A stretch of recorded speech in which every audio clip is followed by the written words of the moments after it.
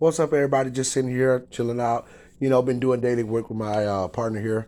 Listen, the Ahmaud Arbery case, yes, has gone on, and it's still going on, and it's going to continue on with the federal charges. I mean, with the hate charges. Excuse me. But these thugs and these nasty dogs are looking to be in a prison club. They want to be in a club, but they're not free. Free people, everybody want to join a club. Those who are free, but that's it. They want to get a special treatment in prison. They want to take that smarts. They think they have so much smarts, these white supremacists, and now they want to use the lawyers and everybody, and they want to get a special treatment, all in front of this family, where they have killed this and murdered this black young man, baby, a kid under a lot of us, somebody's child in the street, 25 years old, like he was nothing. And they want to get go into a special prison and get plea deals on the hate crime charges, as a matter of fact, on what they call the hate crime charges. So if you can do something and get a plea deal and get comfortable from hate crime charges, then that means the hate crime is not sticking, obviously. But the judge denied it, and good for him. Now, the interesting thing about this is they used the hate crime part, and this is serious. You got to look at this. They're using the hate crime part. Look at the language to actually accommodate, to try and to approach this, to accommodate these white men, these thugs, these dogs, to accommodate. And after they have been affiliated themselves in law enforcement and with paralegals and attorneys and judges, and this is who they are and who their family members are. But now you want to go on in the trial and continue to entangle to be comfortable against this type of egregious act, this type of criminality against a black person because of color of his skin. And everybody else in the country got hate crime bills in this presidency under Biden. And this is Biden people. These are Biden lawyers in his administration that's involved with this. And we're looking at the mother in which of a young man who was harmed before us, that it make history to have been hurt and bruised, be disappointed in law, legislation, be disappointed in the judicial system that's before her to protect her, who have not only said they will protect the people, but now acting in her behalf, to go behind her back and to actually try to slip this in using a black person. This is a black person that's not even really American truly, not the Negro. She's black and she's from Jamaica. They're going to use her to actually put a stamp and make this substantial as her profession. Whatever type of, as a civil rights prosecutor, that she's agreeing to this. And you see how our dear sister had to come to the news and talk about her feelings. She shouldn't have never had to do that.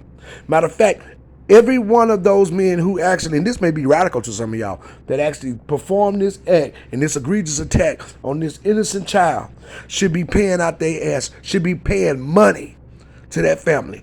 She ought to be able to sue them for their land and houses and everything. Not only send them to prison, she ought to be able to rip them apart in terms of their assets. She ought to be able to sue them like dogs. And every police officer and every department that was involved, including that attorney, that prosecuting attorney, or whatever she was, that she's going to have court to. She need to be able to do that. She need to be able to go on in the law and strip them of their assets. That's what she needs to be able to do. And just give whoever that they connected to a little bit of something. They'll see how it feel to be sued, because these white people are really companies. Plantations was companies and businesses. When you got land and you're connected to business camaraderie in the way in which they are in terms of family and community, they are companies, they're entities, they're enterprises. Also, if we dig a little deeper, we'll find that. And we don't have to dig deep. These people are connected to that too. But that I mentioned that a little bit extreme, but it's not it's not really over the top as far as I'm concerned. People get sued all the time for their acts. especially when you can hit them where it hurt and where you can make it where you're more comfortable and you'll never forget it. Now, they're going to be in prison. They won't ever be to enjoy nothing else in their life but prison. But they want to enjoy prison by going to federal. There are people who enjoy federal prison. We don't need y'all playing tennis and taking trips and playing golf, riding golf carts, telling your story years later about how you are sorry riding on a golf cart for what you did because now you're comfortable. No, we want you to have a hard time so you can't even come to the news and say you're sorry. We'll see sorry on your face.